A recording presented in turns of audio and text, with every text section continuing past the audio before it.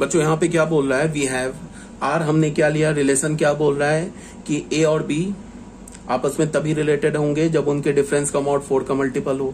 ए और बी क्या कहां से आ रहा है, सेट ए से आ रहा है। सेट ए क्या दे रखा है, सेट ऑफ ऑल इंटीजर्स, और वो इंटीजर्स कहां से कहां तक इक्वल है, 0 से लेकर 12 तक। We observe the following properties on R, हमें आर में ये सारी प्रॉपर्टीज दिख रही है। रिफ्लेक्सिविटी क्या है, फॉर एनी ए, हम कोई भी रिफ्लेक्सिव प्रूफ करना है तो हमें क्या करना होगा, इस सेट का कोई भी रैंडम एलिमेंट उठा लिया और हमें दिखाना होगा इस सेट का हर एक एलिमेंट खुद से रिलेटेड है। तो हमने इस सेट के रैंडम एलिमेंट को स्मॉल ए बोला। तो हमने क्या बोला, for any A belongs to capital A we have A minus A 0 होगा, और 0 क्या होता है, 4 से डिविजिबल होता है, which is a multiple of 4। 0 4 का मल्टीपल है, 4 से डिविजिबल है, तो क्या हो गया, A belongs to R, relation का एलिमेंट हो गया। Thus A belongs to R for all A belongs to capital A, so R is reflexive. ठीक है, ये हो गया, सिंपल सी बात है। सिमेट्री के लिए क्या है कि हमने क्या, सिमेट्री कैसे प्रूफ करते हैं, हम कोई भी ए और बी मान लेते हैं कि रिलेशन के एलिमेंट है, एज्यूम कर लेते हैं, फिर हमें प्रूफ क्या करना होगा कि बी ए भी रिलेशन के एलिमेंट है। तो हमने एज्यूम कर लिया ए बी रिलेशन के एलिमेंट है, तो अगर ए बी रिलेशन के एलिमेंट है then mod of A minus B 4 का मल्टीपल है। तो mod of A minus B को तुम क्या लिख सकते हो, 4 लैम्डा। तो mod of A minus B किसके इक्वल होता है, mod of B minus A के। 2 माइनस 3 का मॉड लो या 3 माइनस 2 का मॉड लो, ये तो इक्वल होता है। तो mod of A minus B को हमने लिख लिया mod of B minus A, इसको भी 4 लैम्डा लिख सकते हो। तो इसका क्या मतलब हो गया कि बी ए भी रिलेशन का एलिमेंट हो गया। हमने एज्यूम किया था ए बी रिलेशन का एलिमेंट, हमें क्या मिला, बी ए रिलेशन का एलिमेंट। तो क्या हो गया, आर क्या हो गया हमारा, सिमेट्रिक हो गया। ठीक है, अब आ जाओ ट्रांजिटिव। तो ट्रांजिटिव में हम क्या करते हैं, हम एज्यूम करेंगे कि ए बी रिलेशन के एलिमेंट है, बी सी रिलेशन के एलिमेंट है, ये हम एज्यूम करेंगे। और प्रूव क्या करेंगे कि ए सी भी रिलेशन के एलिमेंट है। तो हमने मान लिया कि let A B belongs to R and B C belongs to R. तो अगर ए बी रिलेशन के एलिमेंट है then mod of A minus B is a multiple of 4 and mod of B minus C is a multiple of 4। तो mod of A minus B को 4 lambda लिख लिया and mod of B minus C को क्या लिख लिया, 4 mu लिख लिया। ठीक है, 4 का मल्टीपल है तो लिख सकते हैं ना 4 लैम्डा 4 म्यू। तो a माइनस बी क्या हो गया, plus minus 4 lambda, B minus C क्या हो गया, प्लस माइनस 4 म्यू, दोनों को ऐड कर दिया। तो ऐड किया तो a माइनस सी क्या मिल गया हमें, plus minus lambda plus minus mu. तो ये भी तो हमारा स्केलर है ना, इसको मान लो ईटा बोल दो या अल्फा बोल दो, बीटा बोल दो। तो क्या मिल गया, a माइनस सी क्या मिल जाएगा, a minus C is equal to 4 alpha where alpha is also scalar. तो a माइनस सी भी 4 का मल्टीपल हो गया। तो a माइनस सी का मॉड क्या होगा, ये भी 4 का मल्टीपल होगा। तो ए सी क्या होगा, रिलेशन का एलिमेंट होगा। तो हमने क्या प्रूव कर दिया कि अगर ए बी रिलेशन का एलिमेंट है और बी सी भी रिलेशन का एलिमेंट है तो ए सी भी रिलेशन का एलिमेंट है। सो आर इज ट्रांजिटिव। आर क्या हो गया हमारा, ट्रांजिटिव हो गया। तो आर हमारा रिफ्लेक्सिव भी हो गया, आर हमारा सिमेट्रिक भी हो गया, आर हमारा ट्रांजिटिव भी हो गया। तो आर हमारा क्या हो गया, इक्विवेलेंस रिलेशन हो गया। ठीक है, hence R is an equivalence relation. अब क्वेश्चन में क्या बोल रहा है, क्वेश्चन में अब बोल रहा है कि 1 का इक्विवेलेंस क्लास लिखो। तो 1 का इक्विवेलेंस क्लास लिखने का मतलब कि हमें क्या, सबसे तो पहले ये खोजना होगा कि 1 से कौन कौन से एलिमेंट रिलेटेड है। तो वो कैसे खोजेंगे, let x be an element of set A. हमने मान लिया कि x हमारा एक सेट ए का एलिमेंट है such that x, 1 belongs to R. या तुम 1, x बिलोंग्स टू आर कर लो या x, 1 बिलोंग्स टू आर कर लो। हमें निकालना है ना 1 से कौन कौन से एलिमेंट रिलेटेड है। तो हमने मान लिया कि x एलिमेंट 1 से रिलेटेड है। तो अगर x 1 से रिलेटेड है तो x, 1 रिलेशन का एलिमेंट है। तो अगर x, 1 रिलेशन का एलिमेंट है then mod of x minus 1 4 का मल्टीपल है। तो मॉड ऑफ x माइनस 1 अगर 4 का मल्टीपल है तो मॉड ऑफ x माइनस 1 का वैल्यू क्या आना चाहिए, 0, 4, 8 एंड 12। क्यों आना चाहिए, बिकॉज सेट ए में कितने एलिमेंट्स है, 0 से लेकर 12 तक ही तो है। समझ रहे हो ना बात को, सेट ए में 0 से लेकर 12 एलिमेंट है ना। तो अगर मॉड ऑफ x माइनस 1 4 का मल्टीपल है तो मॉड ऑफ x माइनस 1 का वैल्यू क्या होगा, पॉसिबल वैल्यू क्या होगा, या तो 0 होगा या तो 4 होगा या तो 8 होगा या तो 12 होगा।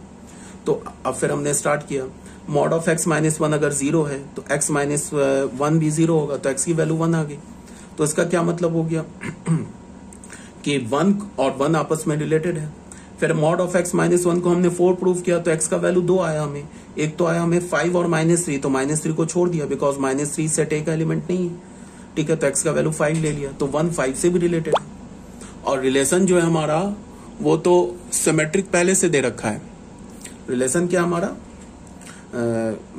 सिमेट्रिक तो है ही। तो अगर 1 5 से रिलेटेड है तो 5 भी 1 से रिलेटेड है। ठीक है, अब फिर क्या किया हमने, मॉड ऑफ x माइनस 1 को फिर 8 के इक्वल किया, तो x की 2 वैल्यू मिली हमें, 9 एंड -7, तो -7 को छोड़ दिया क्योंकि ये एक ए सेट का एलिमेंट नहीं है, तो x की वैल्यू 9 आ गई, तो फिर 1 9 से भी रिलेटेड है। सेम लाइन पे हमने क्या किया कि मॉड ऑफ x माइनस 1 को 12 किया, तो x की 2 वैल्यू आ गई, 13 एंड -11 छोड़ दिया तो x की वैल्यू 13 आ गई। तो कितने एलिमेंट्स में, अच्छा x is equal to 13, but 13 भी तो नहीं है एलिमेंट, तो इस दोनों को हमें छोड़ना होगा, 13 और 11 को भी छोड़ना होगा, बिकॉज ये दोनों सेट ए का एलिमेंट नहीं है। तो x से कितने एलिमेंट्स रिलेटेड मिले, 1 5 एंड 9। तो अगर मुझे 1 का इक्विवेलेंस क्लास लिखना होगा तो हमने क्या लिख लिया, सेट बना लिया 1 5 9, तो ये 1 का इक्विवेलेंस क्लास हो गया। मतलब 1 1 से भी रिलेटेड है अंडर द रिलेशन आर, 1 5 से भी रिलेटेड है अंडर द रिलेशन आर, 1 9 से भी रिलेटेड है अंडर द रिलेशन आर। तो ये भी क्लियर होना चाहिए। ये भी जो है ये भी 12th क्लास का क्वेश्चन है। Question number 18, prove that the relation R on the set n cross n defined by. अब देखो क्या है, यहां पे जो रिलेशन है ना वो सेट किस सेट में है, n क्रॉस n में है, ठीक है। अब यहां पे थोड़ा समझना है तुम्हें, क्या बोला जा रहा है कि जो रिलेशन है ना वो सेट, अभी जो हम लोग रिलेशन पढ़ रहे थे उसका जो सेट का है, जिस सेट पर हम रिलेशन पढ़ रहे थे उस सेट का, जिस सेट पर हम रिलेशन पढ़ रहे थे उस सेट का एलिमेंट क्या था, उस सेट का एलिमेंट था 1 2 3 ऐसे था ना। अब हमने रिलेशन किस पे डिफाइन किया, n क्रॉस n पर किया है। किस सेट पर किया है, n क्रॉस n पर किया है। तो जो रिलेशन होगा ना वो n cross n cross n cross n का सबसेट होगा। अब सेट एक ही जगह n क्रॉस n है, तो रिलेशन जो होगा वो n cross n cross n cross n इसका सबसेट होगा। मतलब कि अब जो रिलेशन का एलिमेंट आएगा ना वो ऑर्डर्ड पेयर में आएगा, बट उस ऑर्डर्ड पेयर का जो एलिमेंट होगा वो खुद ही एक ऑर्डर्ड पेयर होगा, ये समझना होगा। समझ रहे हो ना बात को।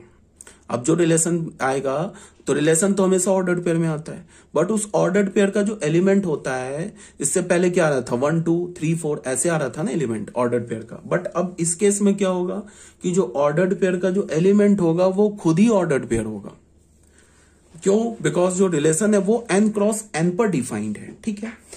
तो क्या बोला जा रहा है, prove that the relation R on the set n cross n defined by, क्या बोला, n क्रॉस n में तो एलिमेंट क्या होंगे, ऑर्डर्ड पेयर में होंगे। तो अगर जैसे हमने सेट ए में बोलते थे तो क्या बोलते थे कि 1 2 से रिलेटेड है। अगर सेट ए बोलते थे कि 1 2 से रिलेटेड है तो ए बी से रिलेटेड है, तो ये कंडीशन को सेटिस्फाई करना चाहिए। बट n क्रॉस n के तो एलिमेंट क्या ऑर्डर्ड पेयर में है, तो अब हमें दो ऑर्डर्ड पेयर के बीच में क्या बताना होगा, कंडीशन बताना होगा, ठीक है। तो यही बताया जा रहा है, ए बी एक ordered pair, because A B जो है ना ये n क्रॉस n का एलिमेंट है, ये सी डी जो है ना n क्रॉस n का एलिमेंट है। तो क्या बोला जा रहा है, ऑर्डर्ड पेयर ए बी ऑर्डर्ड पेयर सी डी, मतलब कि ये सेट ए बी जो है n क्रॉस n का एलिमेंट है, सी डी ऑर्डर्ड पेयर भी n क्रॉस का एलिमेंट है।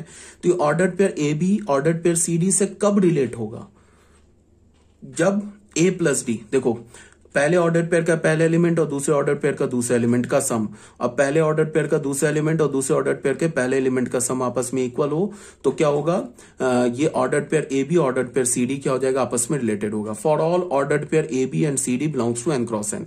अब ये n क्रॉस n के एलिमेंट तो ऑर्डर पेयर में आएंगे, तो ये हमें प्रूव करना है कि ये इक्विवेलेंस रिलेशन है। Also find the equivalence class 2,3, इसका इक्विवेलेंस क्लास निकालना है, फिर 1,3 का इक्विवेलेंस क्लास निकालना है। सबसे पहले तो हमें प्रूफ करना है कि ये रिलेशन रिफ्लेक्ट ये है, इक्विवेलेंस है। फिर हमें क्या प्रूफ करना है, फिर हमें क्या फाइंड आउट करना है, 2,3 का इक्विवेलेंस क्लास और 1,3 का इक्विवेलेंस क्लास निकालना है। तो ये भी क्वेश्चन बहुत ईजी है। सबसे पहले हमें इसे रिफ्लेक्सिव प्रूफ करना है, तो रिफ्लेक्सिव के लिए क्या करेंगे, मान लेंगे let a comma b any arbitrary element of n cross n। Reflexive कैसे प्रूफ करते थे, हमें दिखाना होगा ना कि n क्रॉस n का हर एक एलिमेंट खुद से रिलेटेड है। अब n क्रॉस n का एलिमेंट क्या है, n क्रॉस n का एलिमेंट तो ऑर्डर्ड पेयर है, तो हमें क्या दिखाना होगा कि हर n क्रॉस n का हर एक ऑर्डर्ड पेयर खुद से रिलेटेड है। तो हमें क्या करना होगा, n क्रॉस n का कोई एक हमने रैंडम ऑर्डर्ड पेयर उठाना होगा और दिखा देंगे कि वो रैंडम ऑर्डर्ड पेयर खुद से रिलेटेड है, तो प्रूफ हो जाएगा कि रिलेशन आर इज रिफ्लेक्सिव। तो हमने कोई भी रैंडम ऑर्डर पेयर एक ए बी उठा लिया n क्रॉस n का, तो ए बी हमने एलिमेंट उठा लिया n क्रॉस n का। अब हमें क्या दिखाना है कि ए बी से रिलेटेड है, ठीक है। तो हमें प्रूफ करना है या हमें क्या दिखाना है कि ए बी से रिलेटेड है। तो तुम ऐसे देखो, रिलेशन हमारा क्या दे रखा है कि ए बी से तभी रिलेटेड होगा if and only sorry A B ordered pair related होगा सी डी ऑर्डर्ड पेयर से तभी if and only if A plus D is equal to B plus C, यही बोल रहे हैं ना।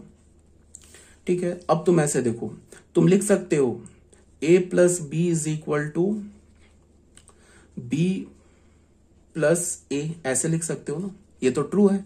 तो यहां से हो गया A B related to a b. देखो a plus b plus a के इक्वल है, तो ए बी ए के रिलेटेड हो गया, तो आर रिफ्लेक्सिव हो गया। अब अगर हमें सिमेट्रिक दिखाना है तो हमें क्या प्रूफ करना होगा कि ए बी जो है ना वो रिलेटेड है सी डी से, ये हमें एज्यूम हमने कर लिया। और फिर हमें प्रूफ क्या करना होगा कि सी डी ए बी से रिलेटेड है। ठीक है, तो ये हमने एज्यूम कर लिया सिमेट्रिक के लिए। तो अगर ये रिलेटेड है तो ए प्लस डी किसके इक्वल होगा, बी प्लस सी के इक्वल होगा, ये ट्रू होना चाहिए। और हमें क्या प्रूफ करना है कि सी डी जो है वो रिलेटेड होगा किससे, ए बी से, ये हमें प्रूफ करना है। तो इसको प्रूफ करने के लिए हमें क्या चाहिए, सी प्लस बी किसके इक्वल चाहिए, डी प्लस ए के। तो यही वो यहां से मिल जाएगा। इसको तुम लिख सकते हो ना पलट के डी प्लस ए, और यहां से क्या लिख सकते हो सी प्लस बी, यहां से हो जाएगा ना C plus B is equal to D plus A. तो यहां से प्रूफ हो गया ना कि ये जो हमारा सी डी हो गया वो रिलेटेड हो गया। मैं काफी रफ में समझा रहा हूं, हो गया, लैंग्वेज नहीं लिख रहा हूं, हो गया प्रूफ। अब ट्रांजिटिव के लिए हमने क्या किया, ए बी को मान लिया कि रिलेटेड है, ए बी जो ए बी जो है हमारा, हमने मान लिया कि ए बी जो है वो हमारा रिलेटेड है सी डी से, एंड फिर हमने क्या मान लिया, सी डी जो है हमारा रिलेटेड है ई एफ से। अब हमें क्या दिखाना है, ए बी रिलेटेड है ई एफ से। तो ए बी अगर ई एफ से रिलेटेड है तो हमें एक्चुअल में प्रूफ क्या करना है, हमें यही तो प्रूफ करना है, A plus F is equal to B plus C. अगर ये हमने प्रूफ कर दिया तो फिर क्या हो जाएगा, ये प्रूफ हो जाएगा कि a b is related to E F. तो हमने एज्यूम क्या किया, ए बी रिलेटेड है सी डी से, तो ए प्लस डी किसके इक्वल होगा, बी प्लस सी के। और क्या होगा, ये सी प्लस एफ किसके इक्वल होगा, डी प्लस सी के। अगर ए बी सी डी से रिलेटेड है तो इस कंडीशन को सेटिस्फाई कर रहा है तभी तो रिलेटेड है, और सी डी अगर ई एफ से रिलेटेड है, इस कंडीशन को सेटिस्फाई कर रहा है तभी तो रिलेटेड है। तो यहां से अब देख लो तुम, इस दोनों को ऐड कर दो, इसको फर्स्ट इक्वेशन मान लिया, इसको सेकंड इक्वेशन मान लिया, इसको ऐड कर दो तो क्या हो जाएगा, A plus D plus C plus F is equal to B plus C plus D plus E. तो डी डी कैंसिल हो गया और सी सी कैंसिल हो गया proof, A plus F is equal to B plus C. यहां से proof हो गया A B related to E F. तो अगर ये हमने प्रूफ कर दिया तो फिर ये क्या हो गया, ट्रांजिटिव भी हो गया। इसी बात को यहां पे मैंने इतना लिख के समझाया। यहां पे देखो ए बी नेचुरल नंबर का एलिमेंट है, तो ए बी नेचुरल नंबर का एलिमेंट है तो ए प्लस बी प्लस ए के इक्वल है, तो A B related to a b हो गया। For all a B belongs to N cross n, so R is a reflexive relation, proof हो गया। ठीक है, उसके बाद सिमेट्रिक में क्या किया हमने, मान लिया कि let A B and C D belongs to N cross N, A B और C D N cross N का एलिमेंट है और खुद से रिलेटेड भी है। तो रिलेटेड है तो ए बी रिलेटेड है सी डी से, तो ए plus D is equal to B plus C. तो इसको हम ऐसे लिख सकते हैं, इसको पलट के इधर लिख दिया, ए प्लस डी को डी प्लस ए लिख दिया, तो सी डी भी रिलेटेड है ए बी से, तो ये सिमेट्रिक भी हो गया। सेम काम किया यहाँ पे ट्रांजिटिव में। ठीक है, देख लेना। अब क्या बोल रहा है कि ट्रांजिटिव भी प्रूफ कर दिया। अब क्या बोल रहा है कि किसका इक्विवेलेंस क्लास निकालना है, 2,3 का हमें इक्विवेलेंस क्लास निकालना है। इसका निकालना है ना हमें इक्विवेलेंस क्लास। इसका क्या मतलब है कि 2,3 इस एलिमेंट से जितने भी एलिमेंट्स रिलेटेड हैं उन सारे एलिमेंट्स का सेट बना लो, तो वो क्या हो जाएगा, 2,3 का इक्विवेलेंस क्लास हो जाएगा। तो कोई बात नहीं है, बना लेते हैं। हम लोग अज्यूम कर लेते हैं कि 2,3 से x, y ordered pair related है। तो 2,3 का जो इक्विवेलेंस क्लास क्या होगा, set of all x y, सारे एक्स वाई का सेट बनाओ, सारे एक्स वाई ऑर्डर्ड पेयर का सेट बनाओ सच डेट ये किसका एलिमेंट होना चाहिए, एन क्रॉस एन का, और ये एक्स वाई 2,3 से रिलेटेड भी होना चाहिए। ठीक है, तो एक्स वाई को हमने क्या बोला, एन क्रॉस एन का एलिमेंट है। तो अगर एक्स वाई 2,3 से रिलेटेड है तो फिर क्या होगा, एक्स प्लस 3 किसके इक्वल होगा, वाई प्लस 2 के इक्वल होगा। तो यहां से हमें क्या मिल गया, y x minus y minus 1 के इक्वल होगा। तो फिर एक्स की वैल्यू क्या हो गई, वाई माइनस 1, या फिर वाई की वैल्यू क्या हो गई, एक्स प्लस 1। यहां से वाई की वैल्यू हमें क्या मिल जाएगी, y is equal to x plus 1। ठीक है, तो फिर हमने यहां पे वाई की जगह क्या रख दिया, एक्स प्लस 1। और x क्या हमारा नेचुरल नंबर है। समझ रहे हो ना बात को। 2,3 का हमें इक्विवेलेंस क्लास निकालना था, तो हमने क्या करना है कि 2,3 से जितने भी एलिमेंट्स रिलेटेड है उनका सेट बनाना है। तो हमने क्या किया, 2,3 से हमने अज्यूम कर लिया, 2,3 से ऑब्वियस सी बात है ना, जो ऑर्डर पेयर ही रिलेटेड होगा ना, बिकॉज जो हम किस पे रिलेशन डिफाइन कर रहे हैं, n क्रॉस n पे कर रहे हैं ना, तो n क्रॉस n का एलिमेंट तो ऑर्डर पेयर में है ना। तो हमने क्या बोल लिया कि 2,3 से x, y रिलेटेड है। तो अगर 2,3 से x, y रिलेटेड है तो क्या होगा, x plus 3 is equal to y plus 2। तो y किसके इक्वल मिला, x प्लस 1 के इक्वल मिला। तो यहां पे हमने y को x प्लस 1 से रिलेट कर दिया और x किसके इक्वल है, नेचुरल नंबर के इक्वल है। ठीक है, तो अब x का वैल्यू डालते जाओ, सारे एलिमेंट्स आ जाएंगे, सारे ऑर्डर पेयर्स आ जाएंगे जो 2,3 से रिलेटेड है। x का वैल्यू 1 डाला तो 1,2 मिल गया, x का वैल्यू 2 डाला तो 2,3 मिल गया। देख लो 2,3 और 1,2 आपस में रिलेटेड है। कैसे, देख लो, यहां से पहला एलिमेंट 2 उठाया, दूसरा एलिमेंट यहां से 2 उठाया, तो 2 प्लस 2 4, 3 प्लस 1 4। फिर ये 2,3 से रिलेटेड है, क्यों, 2 प्लस 3 5 एंड 3 प्लस 2 5। फिर ये 2,3 3,4 से रिलेटेड है, क्यों, 2 प्लस 4 6 एंड 3 प्लस 3 6। तो ये सारे एलिमेंट आ गए, इनफाइनाइट एलिमेंट्स है जो 2,3 से रिलेटेड है। तो 2,3 का इक्विवेलेंस क्लास का जो सेट आया वो एक इनफाइनाइट सेट आ गया। सिमिलरली सेम लाइन पे 7,3 का निकाल लेना, वो तुम्हें ये मिल जाएगा। ठीक है, क्वेश्चन नंबर 19, ये डू इट योरसेल्फ है, इसको कर लेना। यहां भी हमने जो रिलेशन डिफाइन किया वो n क्रॉस n पर डिफाइन किया है। ठीक है, बट रिलेशन में हमने कंडीशन को चेंज कर दिया है। क्या बोला है कि ए बी रिलेटेड होगा सी डी से इफ एंड ओनली पहले एलिमेंट और दूसरे एलिमेंट का प्रोडक्ट यहाँ के दूसरा पहले के प्रोडक्ट के इक्वल होना चाहिए, तभी जाके ये होगा। So that R is an equivalence. ये सब एक लाइन में प्रूफ होने वाला है। चलो मैं करके दिखा दे रहा हूं, ऐसे रफली प्रूफ करके दिखा दे रहा हूं। एडीबीसी देखो, रिफ्लेक्सिव के लिए क्या है, ए बी किससे रिलेटेड होगा, सी डी से। कब होगा, if and only a d is equal to b c. तो रफली प्रूफ करने के लिए क्या है कि हमें क्या प्रूफ करना है, ए बी रिलेटेड होगा ए बी से, ये प्रूफ करना है ना। ठीक है, तो बस इसके लिए क्या होगा, a b is equal to b, ये तो ट्रू है ना। तो यहां से क्या हो गया, A B related to a b, a B related to a b for all a B belongs to N cross n, हो गया प्रूफ रिफ्लेक्सिव। सिमेट्रिक के लिए क्या दिखाना होगा, हमने मान लिया कि ए बी रिलेटेड है सी डी से। ठीक है, और हमें क्या प्रूफ करना है कि फिर सी डी भी रिलेटेड है ए बी से। तो इसको तो हमने अज्यूम कर लिया ना कि रिलेटेड है। तो अगर ये रिलेटेड है तो ए डी किसके इक्वल हो जाएगा, बी सी के इक्वल हो जाएगा।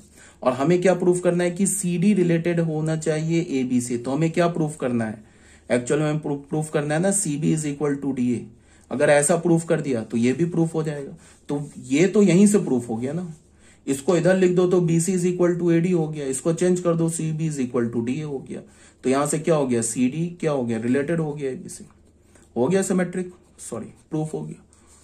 अब अगर हमें ट्रांजिटिव प्रूफ करना है तो दिखाना होगा ना कि ए बी पहले अज्यूम करना होगा सी डी से रिलेटेड है, एंड फिर क्या प्रूफ करना होगा, सी डी जो है वो रिलेटेड है ई एफ से रिलेटेड है। और फिर हमें क्या प्रूफ करना है, ए बी ई एफ से रिलेटेड है। तो एक्चुअल में क्या प्रूफ करना होगा हमें, a F is equal to b, ये प्रूफ करना है ना। अगर ये प्रूफ हमने कर दिया तो फिर ए बी ई एफ से रिलेटेड हो जाएगा। समझ रहे हो बात को। तो हमने अज्यूम क्या किया, ए बी सी डी से रिलेटेड है, तो ए d is equal to b c, and फिर क्या है, सी डी ई एफ से रिलेटेड है, तो क्या होगा, c f is equal to d. कुछ नहीं है। अब हमें ए एफ प्रूफ करना है तो कोई बात नहीं है, इसको 1 इक्वेशन मान लिया, इसको 2 इक्वेशन, दोनों को डिवाइड कर दो, a D upon C f.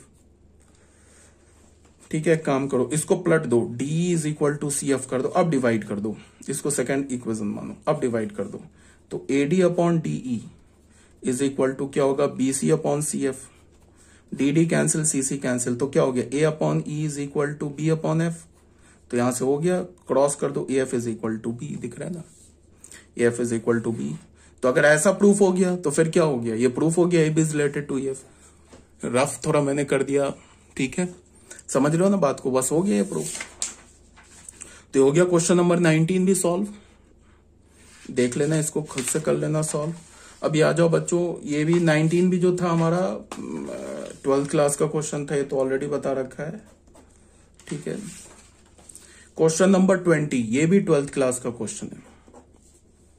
ठीक है, अब इस क्वेश्चन में क्या बोल रहा है, let n denote the set of all the natural numbers, n हमारा क्या है, set of all the natural numbers, and R क्या है, is the relation on n cross n. फिर ये एन क्रॉस एन पे रिलेशन है। क्या बोल रहा है कि ए बी रिलेटेड होगा सी डी से, कब होगा, फिर इसमें थोड़ा रिलेशन चेंज कर दिया। देखो क्या बोला, ए डी कब होगा, ए बी सी डी से कब रिलेटेड होगा, जब ए इंटू डी, ए और डी को मल्टीप्लाई करो, इस दो को ऐड कर दो, बी प्लस सी। फिर क्या होगा, बी और सी को मल्टीप्लाई करो, ए और डी को ऐड कर दो। Check whether R is equivalence relation on n cross n, check करना है। तो ये बिल्कुल इक्विवेलेंस रिलेशन है। रिफ्लेक्सिव प्रूफ करने के लिए फिर वही सेम लाइन पे हमें क्या करना है, एन क्रॉस एन के हर एक एलिमेंट को दिखाना है कि खुद से रिलेटेड है। तो हमने एन क्रॉस एन का कोई भी एक जनरल एलिमेंट उठा लिया, ए बी। अब हमें ए बी उठा लिया, तो तुम ऐसे लिख सकते हो ना, ए बी बी प्लस ए को लिख सकते हो ना, बी ए प्लस बी। ये तो ट्रू है, left hand side right hand side लिखा है। तो ये कंडीशन क्या है, A B related to a b का है। तो ए b is related to a b for all a B belongs to N cross n. तो ये क्या हो गया, रिफ्लेक्सिव प्रूफ हो गया। अब सिमेट्रिक में क्या है कि हमने अज्यूम कर लिया कि ए बी सी डी से रिलेटेड है। अब प्रूफ करेंगे कि फिर सी डी भी ए बी से रिलेटेड है। चलो मैं इसको करके, चलो यहां देख लो, अज्यूम किया ना ए बी सी डी से रिलेटेड है, तो क्या हो गया, ये अगर ए बी सी डी से रिलेटेड है तो ए इंटू डी बी प्लस सी, बी इंटू सी ए प्लस डी, ये इक्वल होगा। इसी को हमने चेंज, अब हमें प्रूफ क्या करना है, हमें यही प्रूफ करना है ना कि सी डी भी ए बी से रिलेटेड है। यही हमें प्रूफ करना है ना कि सी कॉमा डी रिलेटेड होगा ए बी से। तो अगर इसको हमें प्रूफ करना है तो हमें क्या करना होगा, सी बी और यहां क्या लिखना होगा, d plus a is equal to d a c plus b. ये प्रूफ करना होगा। ये हमें प्रूफ, अगर हमने ये प्रूफ कर दिया तो फिर प्रूफ हो जाएगा ना कि c d is related to a b. ये यहीं से प्रूफ हो जाएगा। अगर ए बी सी डी से रिलेटेड है तो ये कंडीशन ट्रू होगा। इसी को हमने चेंज कर दिया यहाँ पे, ये बी सी को यहाँ पे सी बी कर दिया, डी ए प्लस डी को डी प्लस ए कर दिया, फिर ए डी को डी ए कर दिया, इसको सी प्लस बी कर दिया। तो फिर क्या हो गया, c d related to a b, तो हेंस सिमेट्रिक। ठीक है, अब आ जाओ ट्रांजिटिविटी पे। ट्रांजिटिविटी ये लास्ट क्वेश्चन है, आई थिंक क्वेश्चन नंबर नहीं, अभी एक क्वेश्चन और है, लास्ट क्वेश्चन है 21, लास्ट क्वेश्चन है। ट्रांजिटिविटी में क्या है कि हमने a b c d e f n cross N का एलिमेंट माना, फिर हमने ये अज्यूम कर लिया ए बी सी डी से रिलेटेड है, सी डी ई एफ से रिलेटेड है। तो अगर ए बी सी डी से रिलेटेड है तो ये कंडीशन हो जाएगा। ठीक है, ये कंडीशन, इसको हमने क्या किया, ए डी को राइट हैंड साइड में भेजा, बी सी को लेफ्ट हैंड साइड में भेजा, उसके बाद इसको सॉल्व करके डिवाइड करके हमने इसको फर्स्ट इक्वेशन बना लिया। फिर हमें क्या करना है, सी डी ई एफ से रिलेटेड है तो ये कंडीशन को सेटिस्फाई करेगा। फिर सी एफ को राइट में भेजा, डी को लेफ्ट में भेजा, फिर डिवाइड करके इक्वेशन नंबर 2 बना लिया। हमें प्रूफ क्या करना है, हमें प्रूफ करना है कि ए बी किससे रिलेटेड है, ई एफ से। तो अगर ए बी ई एफ से रिलेटेड है तो फिर हमें कंडीशन क्या प्रूफ करना होगा, हमें ये प्रूफ करना है ना कि ए बी रिलेटेड होना चाहिए किससे, ई एफ से। तो हमें क्या प्रूफ करना होगा, a f b plus e is equal to b e a plus f, ये प्रूफ करना होगा। अगर हमने ऐसा प्रूफ कर दिया तो फिर ये आ जाएगा, ये प्रूफ हो जाएगा। तो उसके लिए हमने क्या किया कि ऐसे करके 2 इक्वेशंस बना लिया और दोनों इक्वेशंस को ऐड कर दिया। तो ऐड करोगे तो ये 2 कैंसिल हो जाएगा, कैंसिल होगा तो फिर क्या हो जाएगा, 1 plus b plus 1 plus e is equal to this. फिर यहाँ पे एलसीएम लेके क्रॉस मल्टीप्लाई किया तो ये आ गया, देख लो यही आ गया ना, ये वाला आ गया कंडीशन। तो ये कंडीशन आने का क्या मतलब हो गया कि हेंस प्रूफ हो गया कि ये ट्रांजिटिव भी है। तो रिफ्लेक्सिव भी प्रूफ कर दिया, सिमेट्रिक भी प्रूफ कर दिया, ट्रांजिटिव भी प्रूफ कर दिया। इसका मतलब इसको हमने इक्विवेलेंस रिलेशन प्रूफ कर दिया। ये था हमारा पेज नंबर 50। अब आ जाओ पेज नंबर 51। एक क्वेश्चन, ये भी हमारा 12th क्लास का क्वेश्चन है। इसमें क्या बोल रहा है, given a non empty set x, हमारे पास कोई नॉन एम्प्टी सेट एक्स है। अब हमने उसका सेट का पावर सेट कंसीडर किया। पावर सेट जानते हो ना कैसे लिखते हैं, किसी भी सेट के सारे सबसेट्स का सेट बना लो, वो पावर सेट हो जाता है। कंसीडर पावर सेट px, हमने एक पावर सेट px कंसीडर किया, which is the set of all the subset of x। ठीक है, define the relation in px, हमने x सेट पर रिलेशन नहीं डिफाइन किया, हमने px सेट पर रिलेशन डिफाइन किया। ये शायद 2 बार लिख दिया क्या, शायद 2 बार कर दिया मैंने, सॉरी। तो हमने क्या बोला कि पावर सेट पर हमने क्या रिलेशन डिफाइन किया, बोला कि अगर ए और बी क्या होना चाहिए, पावर सेट का ये क्या होगा, पावर सेट का एलिमेंट होगा, और ये ए और बी क्या होगा, एक्स सेट का सबसेट होगा। एक्स सेट का सबसेट होगा तभी तो पावर का एलिमेंट होगा। तो हमने क्या बोला कि अगर सेट ए सेट बी से रिलेटेड है, if A is the subset of B, is R is an equivalence relation on P X. क्या आर इक्विवेलेंस रिलेशन है? तो देख लेते हैं। देखो हर एक सेट अपना सबसेट होता है, तो set A is the subset of set A, तो A related to A for all A belongs to P X. P X का कोई भी ए उठा लो, वो खुद से रिलेटेड है, तो R is reflexive on P X. Symmetric के लिए हमने क्या बोला कि कोई भी ए और बी को मान लिया कि रिलेशन का एलिमेंट है, तो अगर ए बी रिलेशन का एलिमेंट है तो ए बी का सबसेट है। तो ऐसा थोड़ा ना होता है कि ए बी का भी सबसेट है तो बी भी ए का सबसेट हो जाएगा। ये ट्रू तभी होगा when A is equal to B. तो ए बी अगर A is the subset of B, तो ये इंप्लाई नहीं कर रहा है B is the subset of A. In fact this is possible only when A is equal to B. So R is not a symmetric relation. R हमारा क्या है? एक सिमेट्रिक रिलेशन नहीं है। तो आर क्या मिला हमें? रिफ्लेक्सिव मिल गया, आर सिमेट्रिक नहीं मिला। ठीक है, अब आ जाओ ट्रांजिटिव में। तो ट्रांजिटिव तो है ये, ठीक है। ट्रांजिटिव क्यों है? हमने कोई भी तीन एलिमेंट उठा लिया। किसका? पावर एक्स का कोई भी तीन एलिमेंट उठा लिया, तो पावर एक्स का जो एलिमेंट होगा वो एक्स सेट का सबसेट होगा। तो पावर एक्स का हमने तीन एलिमेंट उठा लिया ए बी सी, और अज्यूम कर लिया कि ए बी से रिलेटेड है, बी सी से रिलेटेड है। तो अगर ए बी से रिलेटेड है तो ए बी का सबसेट हो गया, बी सी से रिलेटेड है तो बी सी का सबसेट हो गया। अब तुम ऐसे देखो, अगर ए का सारा एलिमेंट बी में प्रेजेंट है और बी का सारा एलिमेंट ए में प्रेजेंट है, तो फिर ए का भी सारा एलिमेंट सी में प्रेजेंट है। तो ए बी का सबसेट है, बी सी का सबसेट है, तो फिर ए सी का सबसेट है। तो आर क्या हो गया हमारा? ट्रांजिटिव हो गया। तो आर क्या हमें मिला? रिफ्लेक्सिव मिला, ट्रांजिटिव मिला, बट सिमेट्रिक नहीं मिला। तो अगर सिमेट्रिक नहीं मिला तो फिर आर क्या होगा? Is not an equivalence relation. तो ये था हमारा क्वेश्चन नंबर 21। अब ये 3 नोट है, इस 3 नोट का प्रूफ मैंने नहीं दिया है क्योंकि इसका प्रूफ कभी आता नहीं है। प्रूफ काफी लंबा चौड़ा है, तो एज अ प्रूफ कभी नहीं आता, ना बोर्ड में आएगा ना जेई मेंस में आएगा। बस तुम्हें 3 रिजल्ट याद रखना है, और ये 3 रिजल्ट बहुत इंपॉर्टेंट। हाँ, तब भी अगर कोई बच्चा बोलेगा कि मुझे प्रूफ चाहिए, तो आर डी शर्मा बुक उठा लो, उसमें इसका प्रूफ तुम्हें मिल जाएगा। ठीक है, मैं प्रूफ इसलिए नहीं दे रहा हूं कि प्रूफ आता नहीं है। अगर चाहिए तुम्हें तो आर डी शर्मा से निकाल लेना, मिल जाएगा उसमें तुमको इसका प्रूफ। बस तुम्हें याद रखना है, याद रखना बहुत ईजी है। पहला नोट क्या बोल रहा है कि दो इक्विवेलेंस रिलेशन का जो यूनियन होता है, इंटरसेक्शन जो होता है ना, वो भी एक इक्विवेलेंस रिलेशन होगा। मान लो कि सेट ए है, ठीक है। सेट ए पर तुमने 2 रिलेशन डिफाइन किया, ठीक है।